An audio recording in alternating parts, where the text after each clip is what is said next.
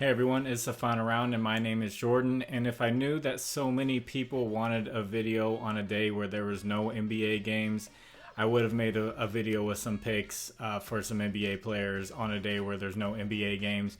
So the next time there is a day with no games, I will be sure to give you guys some picks on who I think will go over and under, and hopefully we can sweep that video.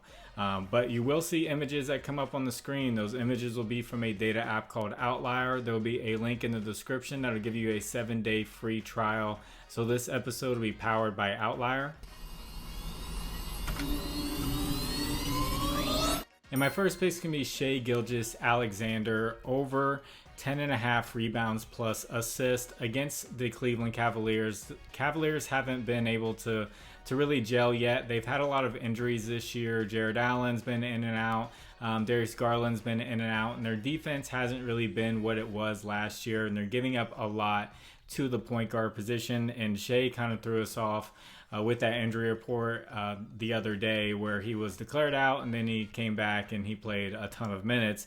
So he's gone over 10.5 rebounds plus assists 6 out of 6 times this year, 100% hit rate. And against Cleveland in his last 5 games, he's gone over this 4 out of the last 5 games. And the Cavaliers are giving up the most rebounds to the point guard position and the 16th most assists to the point guard position. So middle of the road with assist. Second pick, gonna go with Scotty Barnes, or like my Discord likes to call him, Scotty Jordan. I like him over 13.5 rebounds plus assist.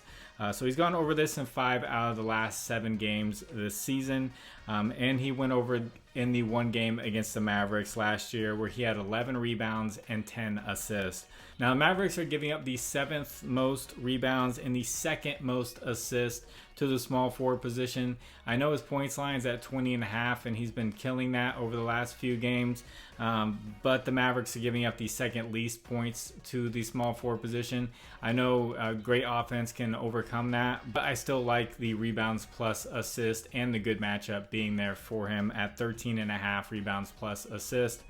And if you guys could you please like the video, and if you haven't, please subscribe to the channel. It's like 60% of people that watch are unsubscribed. So if you're one of those 60%, just look at your phone and there's something that says subscribe and just press that.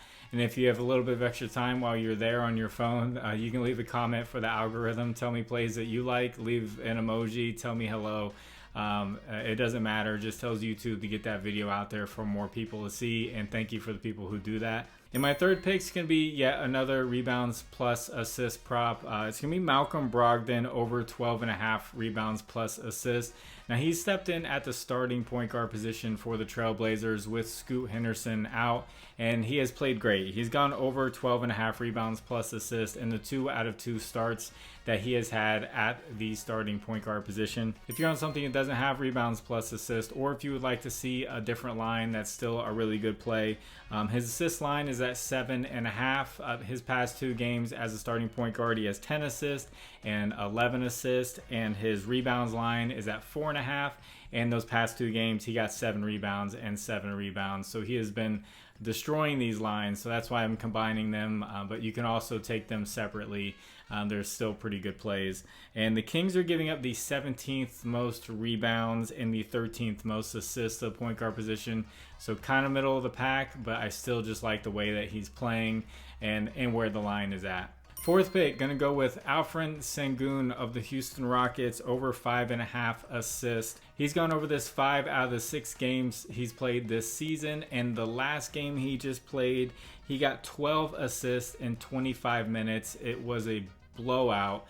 So I can see the Rockets going back to him with that game plan since it worked out so well for them. They did win, and they're playing against the Lakers. The Lakers have a lot of injuries. It looks like Anthony Davis might be out, but they're giving up the 3rd most assists to the center position. So Alperen Sengun is helping to run that offense, and since it works so well, I like him to go over 5.5 assists.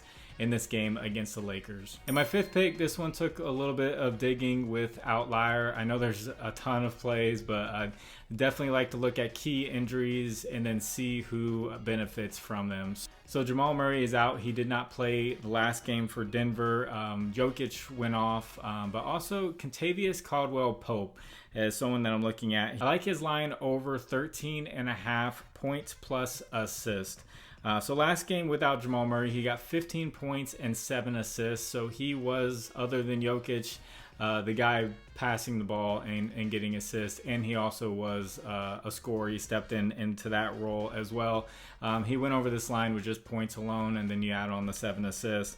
But with Outlier, I sorted out the last 20 games that he has played without Jamal Murray with 30 plus minutes, and he has gone over this line 16 out of 20 games without Jamal Murray over 30 minutes. So I really like those odds for Kentavious Caldwell-Pope over 13.5 points plus assists. So I do want to shout out my partners, Underdog Fantasy, Sleeper, ParlayPlay, and JOCKMKT. Use promo code FinalRound11 on any of these and they'll match your first deposit up to $100. And Underdog right now will match your first deposit up to $500. There will be a link in the description for each of these that'll take you straight there. And thank you to the people who do use those promo codes. In my 6th pick, I'm looking at Lauri Markkanen. So I looked at the stats for first quarter scorers and to see who scores the most points in the first quarter. And Lauri Markkanen actually does really well in the first quarter and almost gets not half his points, but pretty close to half his points at the end of the game. He gets in the first quarter, so he's a hot starter. And I like him over 5.5 first quarter points. So he averages 8 points in the first quarter. He's gone over this mark 6 out of the 8 games he's played this year. And to go on top of that, the Pacers are giving up the 4th most points to the small forward position. So I like him to get off to a hot start here. The Pacers do play fast, so he should get a lot of opportunities in this first quarter while everyone's still fresh, and all he needs is 3 buckets or 2 3-pointers. And a little note, this isn't a pick, but a little note, can you guess who scores the most points in the first quarter in the NBA? When I was looking up, I saw this, and it was pretty impressive. Yeah, you probably guessed it right. It's Anthony Edwards, almost 11 points in the first quarter. I'm going to put this up here. I'm not going to make it an official pick. Who cares? Official picks, whatever. I don't really care. I'm putting it up on the screen. He has 10.8 points in the first quarter a game this year. He's gone over this mark 6 out of 6 games. The reason why I'm slightly hesitant is the Pelicans give up the 23rd most points to the shooting guard position, so they're a little tough. And Anthony Edwards isn't getting this on volume. He's getting it because he's scoring over 70%.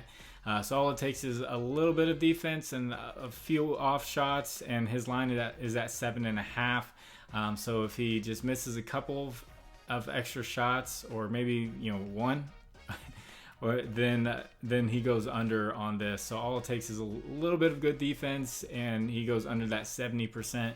Because 70% field goal percentage is really tough to keep up. I don't know if that's something you can maintain all year long, but official picks, I don't care.